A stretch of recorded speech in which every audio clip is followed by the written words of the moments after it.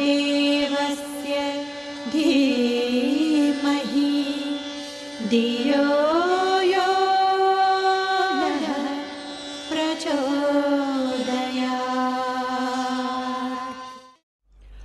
भाइयों, हमारे जीवन का एक नया मोड़, हमारी सारी ज़िंदगी हंसते और हंसाते हुए व्यतीत हुई है, मिलते और मिलाते हुए व्यतीत हुई है। कितने सारे लोग आते रहे, हमारी खुशी का ठिकाना रहा। माता जी कितनों को रोटी परोसती नहीं, हमारी खुशी का ठिकाना रहा। बातचीत करने में देर समय नहीं मिला है तो खाना खाते समय बात करते रहें, चलते फिरते बात करते रहें। बात करने का हमको बहुत शौक़ और मिलने जुलने की हमको बड़ी पसंदता है। लेकिन हमारे जीवन का एक नया मोड़, अब हम आपसे न बात कर पाएंगे और न आपसे मिलना जुलना संभव है। क्या करेंगे? हम कुछ करेंगे। इस बीच में तपश्चर्या करने का हमको एक नया संदेश मिला है, नया आदेश मिला है। उसके अनुसार ये 2 काम बंद कर देने पड़ेंगे ताकि हमारे शक्तियों का बिखराव जो होता है वो न हो, हमारी एकाग्रता और भी ज़्यादा असीम हो जाए, और भी ज़्यादा सीमित हो जाए और उसके द्वारा बड़ा काम कर सकें। तीर मारने के लिए उन्होंने अर्जुन ने मस्त भेजा था तो चारों ओर से एकाग्रता इकट्ठी कर दी थी। एकाग्रता हमारी कम हो गई है, बिखर गई है। इसलिए बिखराव को दूर करने के लिए हम यहाँ ये अब जो नया कार्यक्रम हमारा न मिलने का और न बोलने का बना है वो इसलिए बना है। आप इसका कोई गलत अंदाज लगाना मत। आप ये मत सोचना गुरुजी किसी से डर गए। अब ये मत सोचना ये कहीं भगोड़ों की तरीके से भाग खड़े हुए गृहस्थी की और दूसरी जिम्मेदारियों को छोड़ कर के बहुत से आदमी भाग जाते हैं, मिलिट्री में से भाग जाते हैं, घर छोड़ के भाग जाते हैं, घर गृहस्थी के काम जिम्मेदारियाँ आ जाती हैं तो भाग खड़े होते हैं। गुरुजी भगोड़े हैं, ऐसे मत सोचना हमारे बारे में। आलसी भी मत सोचना। हम हमारे बराबर श्रमशील जिंदगी व्यतीत हुई है, काम से जी चुराने के लिए, किसी से डर के वजह से अथवा कुछ और बात होगी, इसलिए हमने ये मौन साधा है। मौन इसलिए साधा है, इसलिए हमने अपना ये काम किया है। पलायन मत समझना, इसमें आलस्य मत समझना, हमारा थकान मत समझना, हमारी ये मत सोचना कि ये वजह ऐसी हैं जिसकी वजह से आराम करने के लिए, चैन से दिन काटने के लिए उन्होंने ये क्रम बनाया ना। ये बात नहीं। तो क्या बात है? आत्मिक शक्ति का संग्रह करने के लिए आवश्यकता पड़ी और इसके लिए हमने ये नया क्रम बैठाया। आप ये मत सोचना गुरु जी हमसे अब चले जाएंगे। कहाँ चले जाएंगे? ज़मीन पर रहेंगे। अगर आप जाएंगे, यहाँ से जाएंगे तो हिमालय चले जाएंगे। वहाँ एक ज़मीन हमारी है, हमारा हिमालय के जाने का मन रहता है। कभी वहाँ चले जाएंगे, कभी यहाँ रहेंगे। मरना होगा तो मर भी जाएंगे, उसकी क्या बात आती है। नया कपड़ा बदल देंगे। नया कपड़ा बदलने में कोई मुश्किल पड़ती है? कुछ भी नहीं पड़ती। कपड़े जब पुराने हो जाते हैं, मैले हो जाते हैं तो कपड़े की धोबी डाल देते हैं, नया कपड़ा पहन लेते हैं। कोई हर जाए क्या? मरने का आपको डर है क्या? ना, बिल्कुल डर नहीं, एकदम डर नहीं है। न हमको यहाँ से चले जाने का डर है, यहाँ से लड़ना हमारा लगाव है, ये सब कारण नहीं है। कारण वही है जो अभी आपको बताया था। अगर आपके हम नज़दीक रहते, आपको अपने मन में मलाल ज़रूर होगा यहाँ से क्यों जा रहे हैं, और हमारे पास रहते तो अच्छे रहते। हमारे पास रह कर के हम क्या कर सकते थे? जुएँ आपके सिर में हैं कि नहीं है? नहीं है साहब, तो किसी और के होंगे। जुएँ देख लीजिए, सिर में बैठे रहते हैं, कुछ फ़ायदा करते हैं क्या? नुकसान करते हैं। कपड़ों में जुएँ हो जाते हैं, कुछ फ़ायदा करते हैं क्या? नुकसान करते हैं। चारपाई में खटमल होते हैं, जहाँ आप सोते हैं उसके साथ साथ सोया करते हैं, आपका क्या फ़ायदा करते हैं? चूहे आपके घर में होते हैं, सारे में चूहे दिखाई पड़ते हैं, क्या फ़ायदा करते हैं? आपका सारा अनाज खा जाते हैं। छिपकली आपके घरों में ढेरों रहती है, आपका क्या फ़ायदा करती है? नमक में पेशाब कर जाती हैं, नमक को जहर बना जाती है, आपको फ़ायदा करती हैं? नज़दीक रहने से कोई फ़ायदा है क्या? चींटियाँ रहती हैं, दीमक रहती है, चुहाड़ों में दीमक लग जाती है। नज़दीक रहने से कोई ख़ास फ़ायदा नहीं है। आप ये मत सोचना कि हमारे पास रहते हैं, मिलते जुलते रहते हैं, दिखाई पड़ते रहते हैं तो कोई फ़ायदा था, और अब कोई नुकसान भी नहीं है। कैसे? जो चीज़ें दूर हैं, जो आपको दिखाई नहीं पड़ती, तो उससे आपकी सेवा नहीं करते। आपके सीने में दिल है कि नहीं है? फिर आपने देखा है? देखा तो नहीं। पेट आपने देखा अपना? आँखें आपने देखी अपनी? फेफड़े आपने देखे अपने? गुर्दे आपने देखे अपने? दिमाग आपने देखा अपना? ये आपको बिल्कुल दिखाई नहीं पड़ती, लेकिन कितनी सारी सेवा करती है। दूर रहने वाला या न दिखाई पड़ने वाला आपके किसी काम ना आए, ऐसा मत सोचना।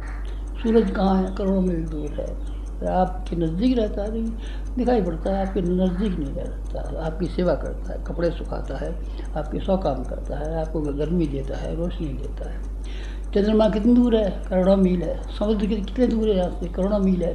समुद्र आपके लिए बादलों की मार्फत ढेरों पानी भेजता रहता है और आपकी ज़िंदगी का सारा इंतजाम करता रहता है। हवा देखिए आपने, जैसे हवा चलती तो है, पेड़ों के पत्ते हिलते देखे नहीं, पत्ते हिलते देखे, पत्तों की बात थोड़ी पूछते, हम तो हवा की बात पूछते हैं। हवा देखिए आपने, नहीं देखी। प्राण आपने देखा है, हमारा प्राण देखा आपने, हमारा शरीर देखा आपने, प्राण कहाँ देखा है? आपका प्राण हमने देखा, हमने नहीं देखा, हमने आपका शरीर देखा है। तब बहुत सी चीज़ें बड़ी कीमती हैं लेकिन दिखाई नहीं पड़ती हैं, तो उससे क्या हर्ज है और क्या नुकसान है? कोई नुकसान नहीं है, कोई नुकसान है नहीं, कोई नुकसान नहीं है, कोई फायदा है। साधना के लिए दूर जाना पड़ता है। कैलाश पहाड़ के ऊपर शंकर जी चले गए और वहाँ बैठे हुए, दिल्ली के चौराहे पर रहते तो बहुत अच्छा होता। और विष्णु भगवान क्षीर सागर में सांप के ऊपर पड़े पड़े सोते रहते हैं। क्यों साहब यहाँ रहते, कहाँ दिल्ली में और मुंबई में रहते और सिनेमा में नाच दिखाते तो बहुत अच्छा होता। भगवान जी को सब देख लेते, लक्ष्मी जी को सब देख लेते, लेकिन वो किसी को दिखाई नहीं पड़ती। दिखाई पड़ने का आप मलाल मत करना, और हम आपसे बातचीत नहीं करेंगे तो आप मलाल मत करना। हम आपकी सेवा करेंगे और कोई ख़ास मकसद के लिए हमको जाना पड़ रहा है और उस काम को हम बराबर करेंगे। हम आपको थोड़ी सी घटनाएं बताते हैं जिससे आपको मालूम पड़ेगा कि एकांत में रहना और मौन रहना भी समाज के लिए और दुनिया के लिए फ़ायदेमंद है। एक थे पांडिचेरी में रहने वाले अरविंद घोष, उनका नाम सुना है आपने? हाँ, नाम ज़रूर सुना होगा आपने। उन्होंने हिंदुस्तान में से अंग्रेज़ों को हटाने के लिए कोशिश की और उसके लिए पहले बड़ौदा महाराज के यहाँ दीवान हो गए। उनकी कान से लगे रहे कि अंग्रेज़ों को भगाने के लिए कोई कोशिश करें, कोई ये करें, राजा महाराजाओं को बुलाएं, सब बुलाएं, पर बेकार हो गया। उन्होंने देखा कि मैं कोई दम नहीं रहा है और ये अंग्रेज़ों को भगाने की किसी काम नहीं आएंगे।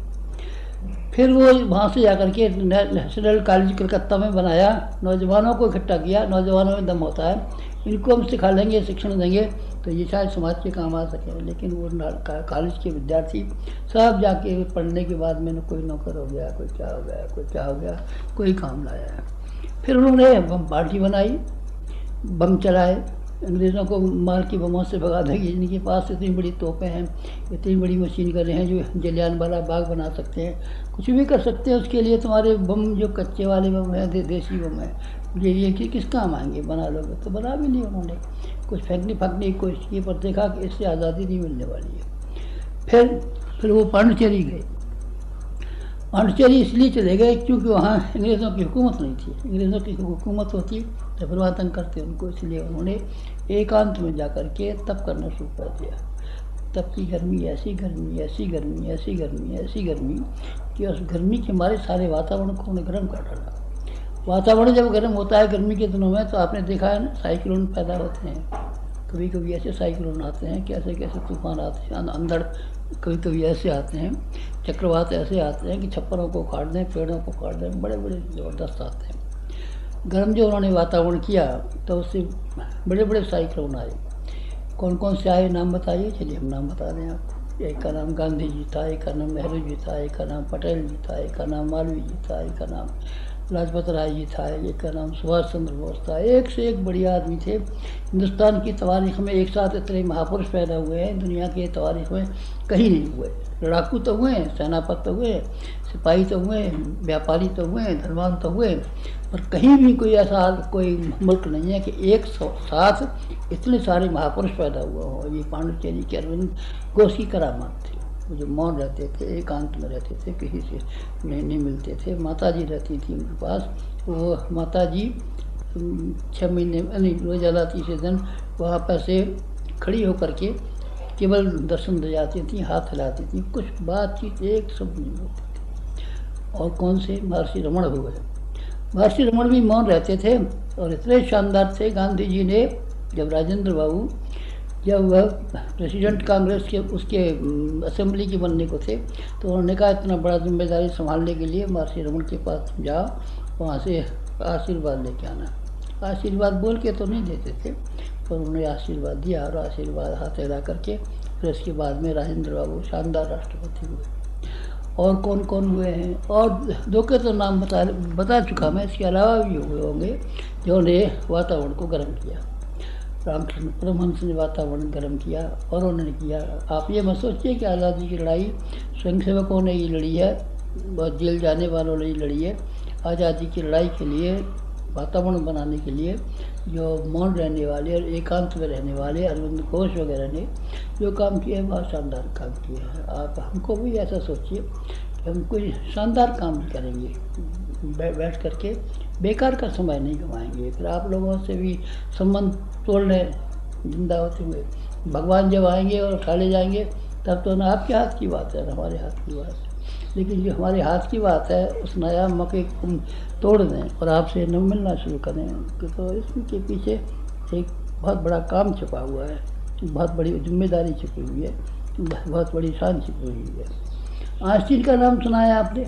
आइंस्टीन थे जिन्होंने संसार भर के सबसे बड़े वैज्ञानिक थे, एटम की एनर्जी का खोज करने के लिए, और उन्हें भी काम किया है और सबसे ज़्यादा काम उन्होंने किया है। तो वो एकांत में रहते थे, कोई आदमी उनके पास नहीं जा सकता था। पूरा एक मोहल्ले का मोहल्ला था उनके पास, बस वहाँ वो रहते थे। जहाँ जिस चीज़ की ज़रूरत पड़ती थी उस चीज़ को मंगा लेते थे। कोई आदमी से मिलना है, कोई बात करना है, वो अगर चाहते तो मिल सकता था, और वो अगर नहीं चाहते कोई आदमी उनके पास चला जाए धमके धमके नहीं, ऐसा संभव नहीं था।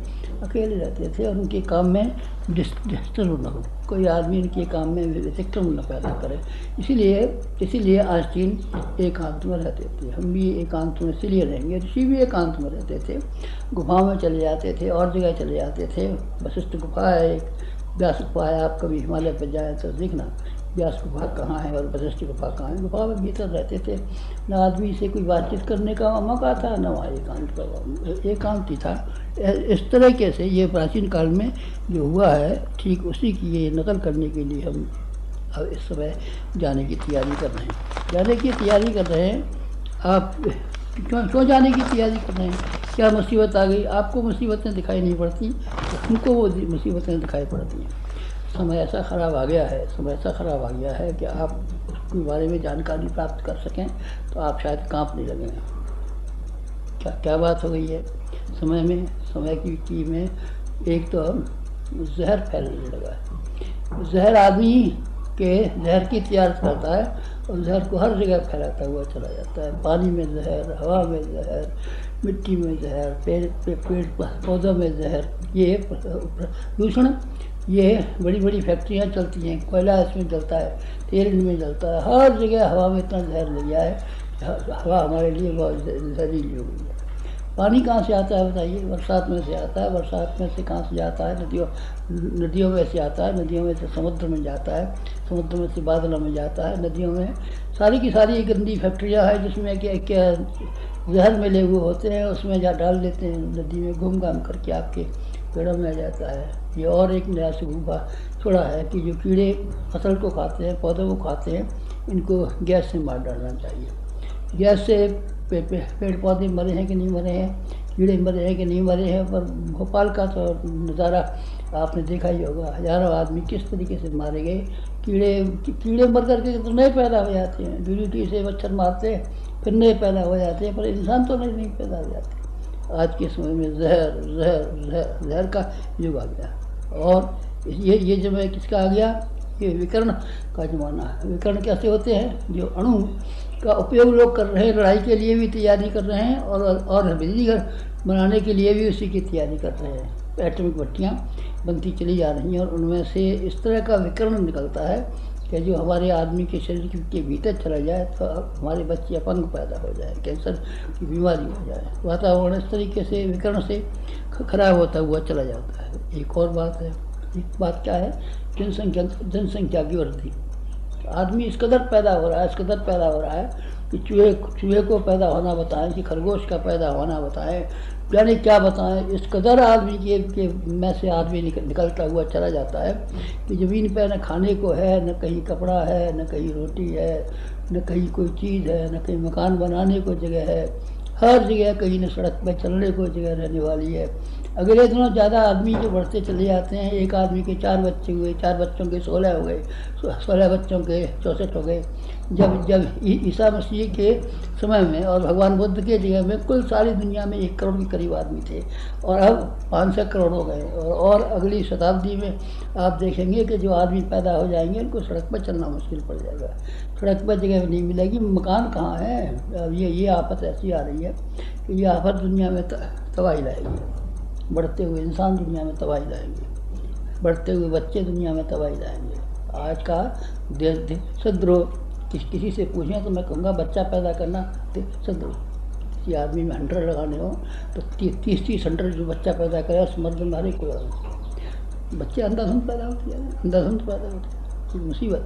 और बढ़ते हुए इंसानों के लिए जो मशीनें बढ़ाई जा रही हैं, ये मशीनें सब खाई जा रही हैं, ज़मीन की पैदावार सब खाई जा रही है। ज़मीन की पैदावार क्या, कोयला सब खत्म खाई जा रही है। तेल जो ऐसे अंदर था ज़मीन के अंदर सब खींचे ले रहे हैं लोग।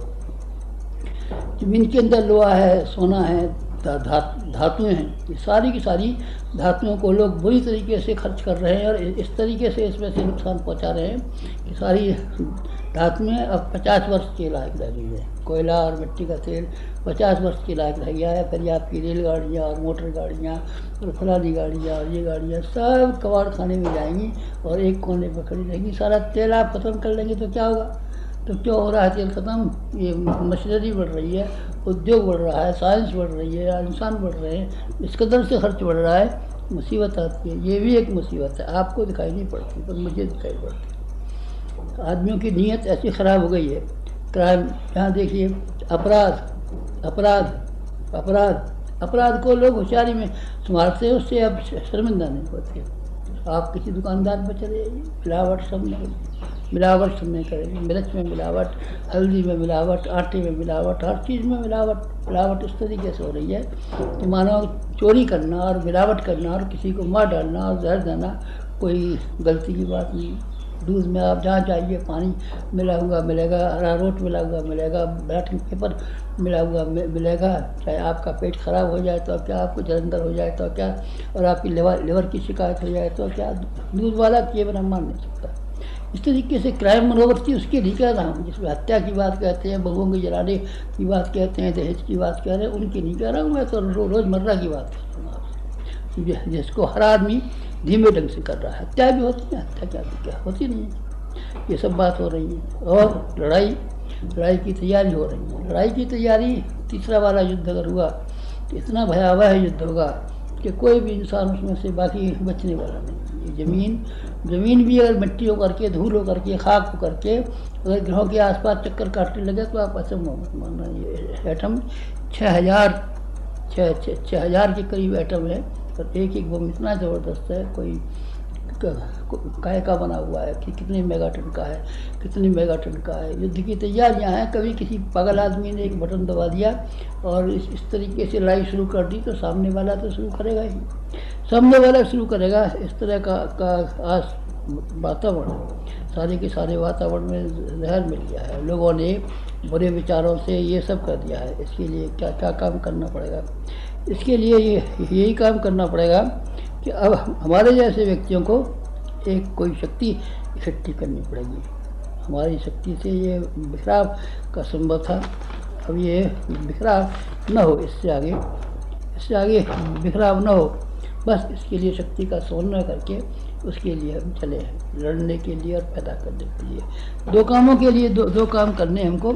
एक काम लड़ने का करना है और एक काम उसका करना है, एक तैयारियाँ करना है लड़ने का। किससे लड़ना है? मैंने बताया ना, जो दुनिया में पाप बढ़ता चला जा रहा है, विनाश बढ़ता चला जाता है, उससे लड़ने के लिए, उससे जद्दोजहद करने के लिए हमको लड़ाकू चाहिए। लड़ाकू कौन कौन चाहिए? लड़ाकू हमारे जैसे भी होने चाहिए और लड़ाकू आप जैसे भी होने चाहिए।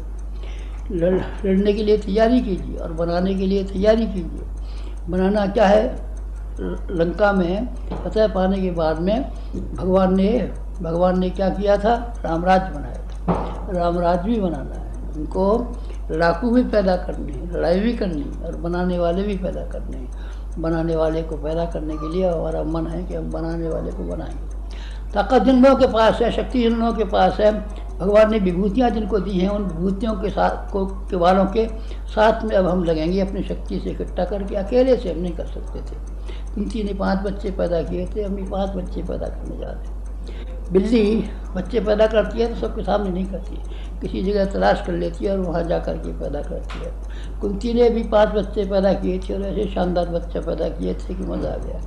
और हनुमान जी ने रामचंद्र जी की लड़ाई में जो शानदार काम किया था, आपको मालूम नहीं है क्या? अर्जुन ने और पांडव ने लड़ाई में शानदार काम किया था, आपको मालूम नहीं है क्या? आपको मालूम है। और वही बनाने का काम और बिगाड़ने का काम, बिगाड़ना उसको जो हमको तबाह करने वाले हैं, और बनाना उनको जो अब नया बनने वाला है। नया बनने के लिए आपकी बहुत ज़रूरत है। भगवान ने जब इंद्र नाराज़ हो गया था और इतनी वर्षा वृष्टि ऊपर कर रहा था, तब उन्होंने ग्वाल वालों से कहा हम पहाड़ उठाते हैं और पहाड़ उठाने में तुम्हारी मदद की ज़रूरत है। और मदद देने के लिए ग्वाल वाल तैयार हो गए और ग्वाल वालों की मदद से उन्होंने पहाड़ को उठा लिया। और लंका कांड के समय पे समुद्र को छलांगे जाने की ज़रूरत थी, लक्ष्मण जी घायल हो गए थे, संजीवनी बूटी के लिए पहाड़ हनुमान जी उखाड़ के लाए। बहुत शानदार काम किए और इन सारे शानदार कामों करने के लिए, बनाने के लिए, उसके लिए तैयार हो गए। आप में से भी बहुत से आदमी विभूतिवान होंगे जो हमारी बात सुन रहे हैं। उसमें से कई आदमी साधारण भी हो सकते हैं और कई विभूतिवान भी हो सकते हैं। विभूतिवान किसे कहते हैं? विभूतिवान उन्हें कहते हैं जो बुद्धिजीवी है, जिनके पास अकल ज़्यादा है और अकल के द्वारा साहित्य का निर्माण करते हैं और दूसरी चीज़ों का निर्माण करते हैं और दुनिया की अकल को सुधार देते हैं अपनी अकल से। और दूसरे आदमी उन्हें कहते हैं जिनको कलाकार होते हैं। कलाकार भी सिनेमा वालों ने आपको देखा नहीं है, सिनेमा वालों ने कैसा दुनिया को तबाह कर दिया। कलाकार अगर चाहे नारद के तरीके से, चैतन्य महाप्रभु के तरीके से, तो कलाकार भी दुनिया में नया क्या कर सकते हैं। और कौन कौन होते हैं? कलाकार के अलावा, बुद्धिजीवियों के अलावा संपन्न आदमी होते हैं। संपन्न आदमी भी अगर पैसे से चाहे तो उन्होंने, पैसे वालों ने क्या किए, काम नहीं किए। चर्बी का घी बनाने से लेकर के गंदी फिल्म बनाने तक, ये पैसे के द्वारा गंदे से गंदे काम हो रहे हैं। पैसे वाले अगर आप हैं या पैसा आपके पास है तो हम आपको तंग करेंगे और हम आपको ये कहेंगे कि आप इस पैसे को शानदार कामों में लगाइए। और आपके पास भावना है, भावना सबसे बड़ी चीज़ है। भावना से बड़ी चीज़ तो कोई है नहीं। भावना आपके पास होगी। बुद्धिजीवी आप ना हो तो चलिए, कोई हर्ष की बात नहीं है। और आप राजनेता अगर नहीं है तो कोई हर्ष की बात नहीं है। और आप अगर मालदार नहीं है तो अभी कोई बात नहीं है, भावनाशील तो है। आपकी भावना को विकसित करने के लिए हम आपके पीछे लगेंगे और छोड़ने वाले नहीं हैं। हमारा गुरु हमारे पीछे लगा रहता है। बुलाया तो 3 बार है, 3 बार हम सिर्फ हिमालय गए हैं, लेकिन 24 घंटे भूत की तरीके से लगा रहता है। दिन में चैन रहने देता है, रात में चैन रहने देता है। बराबर कहता है जिस उद्देश्य के लिए, जिस उसके लिए हम 600 वर्षों से हिमालय पर रहते हैं और जिससे तू इतना समर्थ हो गया, उस सारी ताकत को उस काम में लगा। हमने बिल्कुल वही किया है। अपने गुरु का आदेश हमने बराबर माना है। आपको हमारा आदेश मानना है, आपको हमारा आदेश मानना है। हम आपको अपना सहयोगी बनाना चाहते हैं, मित्र बनाना चाहते हैं, साथी बनाना चाहते हैं और ऐसा बनाना चाहते हैं जिससे आप भी धन्य हो जाए और हम भी धन्य हो जाए। ना भी धन्य हो जाए, ना आपको चलाने वाला भी धन्य हो जाए, ना आपके बैठने वाले। ये सराहना करते रहे। नाव न होती तो इस नदी को पार करना मुश्किल था हमारे लिए। इसी तरीके से आपके संबंध में भी ये बात है। आप हमारा एकांत में जाना सारे संसार के लिए बड़ा शानदार काम है। आपको क्यों हम जाते कि अगर हम जिए तो आप मत चिंता करना। सन 2000 तक हमको रहना है। सन 2000 तक, जब तक दुनिया की उल्टा पुल्टी होने वाली है, तब तक तो हमको रहना ही रहना है। आपका ये शरीर तो बूढ़ा हो गया तो फेंक दें किसी दिन। जब ये मन आएगा कि हमको तंग करता है और बजाय हमारे काम आने की अपेक्षा अब हमारे काम में अड़ंगे पैदा करता है, तो इस शरीर को बदल देंगे। आप बिना शरीर के बदल दें, बिना शरीर के भी रह सकते हैं। हम बिना शरीर के भी रह सकते हैं। भूत पलित रहते हैं, देवी देवता रहते हैं, कि कितने बिना शरीर के रहते हैं। हवा बिना शरीर के है कि नहीं? हम भी बिना शरीर के रहेंगे तो दिक्कत क्या है? या हिमालय पर रहेंगे तो आपको क्या दिक्कत है? बहुत से ऋषि पहले भी हुए थे, पहले भी रहते थे, और अभी भी हम रहेंगे तो क्या क्या क्या दिक्कत है आपको? इस तरीके से सूक्ष्म शरीर से, स्थूल शरीर से, सारे के सारे इन शरीरों से इस समाज को और इस दुनिया को जो मुसीबतों से घिरी हुई है, इसको ठीक करने के लिए, इसको इंसानों के रहने के लायक बनाने के लिए, इसमें धरती पर, ज़मीन पर स्वर्ग लाने के लिए, और इसमें से इंसान के भीतर से देवता पैदा करने के लिए। देवता कभी थे यहाँ 33 करोड़ देवता थे। कहाँ थे वो 33 करोड़ देवता? कहीं नहीं थे, इंसान थे वो। इंसान ऐसे थे कि देवताओं की तरीके से काम करते थे। चिंतन और चरित्र व्यवहार उनका था। चिंतन और चरित्र व्यवहार वाले अच्छे वाले इंसान पैदा करने के लिए हम काम करेंगे, बड़े शानदार काम। आप ये मत सोचिए कि ये काम नहीं करेंगे, बुढ़े हो गए हैं और अपना जी चुराते हैं और आलसी बनना चाहते हैं और भागना चाहते हैं। आप ऐसा इल्ज़ाम लगाना मत हमारे ऊपर, क्योंकि ये ऐसा इल्ज़ाम लगाने लायक हम हैं नहीं। हम आपके लिए काम करेंगे, हम आपकी सहायता करेंगे। आपको हम कहीं भी रहे तो अभी सहायता करेंगे। दूर चले जाएंगे तो क्या अर्थ की बात है? जब बच्चों को स्कूल में पढ़ने के लिए भेजते हैं, गुरुकुल में भेज देते हैं, तो माँ छाती पर पत्थर रख करके जाती है, लड़का आएगा 25 वर्ष का होकर के तो हमारा बड़ा योग्य बन के आएगा। हम अगर अलग हो जाते हैं आपसे तो हम योग्य बन के आएंगे।